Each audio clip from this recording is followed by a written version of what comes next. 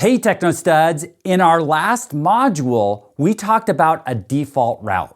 And the default route is set up on a router to say, if you don't match any of my other routes, then go ahead and send it to this direction. And really what we use this for largely is to send it towards the internet. We say, okay, this is our network right here, but if you don't find it in here, we're going to send it to this direction. Well, we could statically assign it on all of our devices within our network, but the problem with that is it doesn't dynamically change.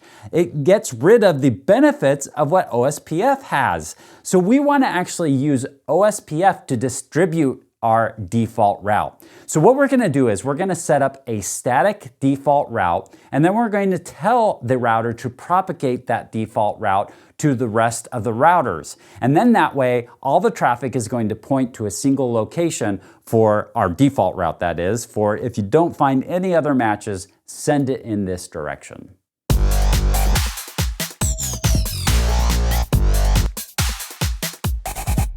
This is our topology right here. All of our layer 3 devices are using OSPF to communicate their networks.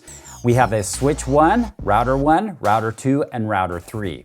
Long term, my plan for this is to have router 2 connected out to the internet, and that all of the devices will reach the internet through router 2.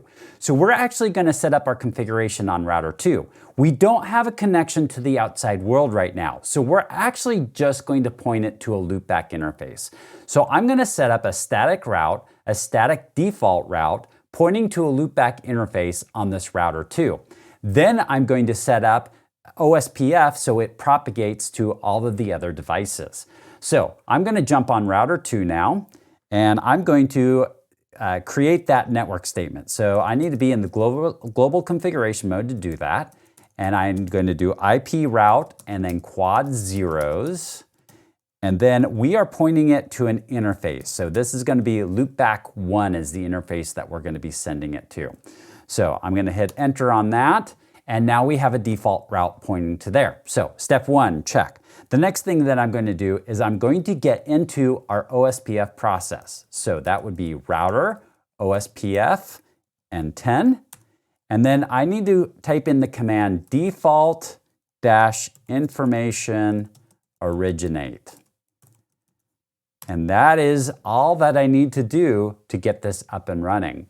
So I'm going to give it a second, and then we'll pull up the router 1, or actually let's just do switch 1. We'll jump on switch 1 and see if this default route has propagated to it. All right, so router 1 here, I'm going to type in show IP route on it, and we hit enter, and there you have it. So it says OSPF, so it's OSPF, it's got the asterisk, it's our default route, and it's E2. So if I scroll up, what does E2 mean? So E2, OSPF external type 2. So it's a little different type of route than what we've seen before. But we've got the default route, so that information is in there, and it is going to be connecting out to 10.240.0.2, which is our router 1. So it's going to go through router 1, through router 2, and then make it to that loopback address. A little plug for an up-and-coming module, and that's going to be around Network Address Translation, or NAT, in which case we're going to actually connect all of these devices to the internet. So we'll actually go back and change this default route to point to the outside world, propagate it out, and then all of these devices will be able to reach the outside world.